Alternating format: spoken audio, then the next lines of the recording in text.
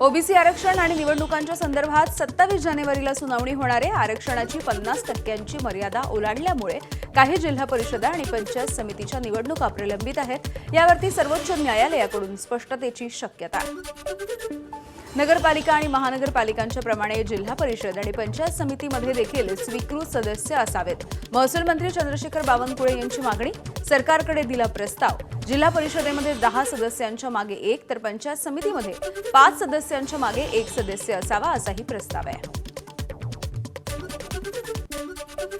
रत्नागिरी नगर परिषदेच्या अभियंत्यानं भाजप उपनगराध्यक्षाला शिवीगाळ केल्याचं प्रकरण, अदखलपात्र गुन्हा दाखल, पालकमंत्री उदय सामंत यांच्याकडून दखल। प्रशासकीय काळामध्ये 4 कोटी रुपयांचा घोटाळा झाल्याचा तिवरेकर यांचा आरोप आहे।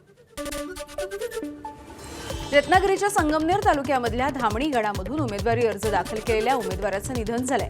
आम आदमी पक्षाचे उमेदवार सुजित सुर्वे यांचं हृदयविकाराच्या झटक्यामुळे निधन झालं। त्यामुळे निवडणूक होणार की नाही असाही सवाल आहे। 12 जिल्हा परिषदांच्या 761 जागांसाठी 7695 उमेदवारी अर्ज वैध।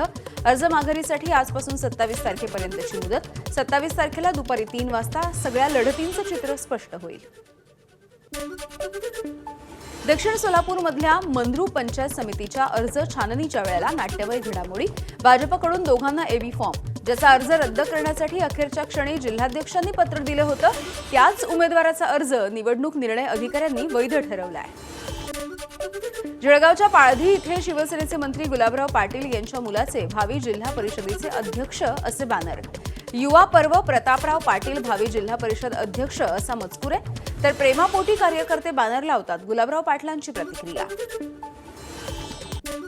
सांगलीच्या वाळवामध्ये निवडणुकीच्या काळात जादू टोण्याचा प्रकार, दिवंगत राजारामबापू पाटील आणि प्रतीक पाटील यांच्या प्रतिमेला टाचण्या टोचण्यात आल्या। धाराशिव जिल्ह्यामध्ये काका विरुद्ध पुतण्याचा सामना, माजी आरोग्यमंत्री तानाजी सावंत यांच्या विरोधामध्ये पुतणे धनंजय सावंत यांनी स्वतंत्र उमेदवार उभे केले। कार्यकर्त्यांवरती अन्याय होत असल्यामुळे अपक्ष उमेदवारी अर्ज भरल्याची त्यांनी प्रतिक्रिया दिली आहे। धुळ्यामध्ये दिशा समितीच्या बैठकीला विविध विभागाच्या अधिकाऱ्यांची दांडी। धुळ्याच्या खासदार शोभा बच्छाव आणि नंदुरबारचे खासदार गोवाल पाडवी यांनी नाराजी व्यक्त केली। मराठी जिंकली, महाराष्ट्र जिंकला, आपलं हिंदुत्व आणि विकासाचा अजेंडा जिंकला, धन्यवाद महाराष्ट्र। भाजपनं राज्यभर लावलेल्या या होर्डिंगची सध्या जोरदार चर्चा होतीये। भाजपनं महाराष्ट्रामधल्या मतदारांचे आभार मानले। मराठी महापौरच झाला पाहिजे, मीरा भाईंदरमध्ये मराठी एकीकरण समितीनं बॅनरबाजी केली आहे। मनसेचा देखील एकीकरण समितीला पाठिंबा। भाजपचे प्रदेशाध्यक्ष आणि मुख्यमंत्र्यांना देखील पत्र लिहिण्यात आलं। नवी मुंबई महानगरपालिकेच्या आयुक्तांचा पगार रोखा, मुंबई उच्च न्यायालयाचे आदेश। एमएमआरमधल्या हवेच्या ढासळत्या गुणवत्तेवरून कोर्टाचा संताप, आयुक्तांवरती न्यायालयाच्या आदेशांचं उल्लंघन केल्याचाही ठपका।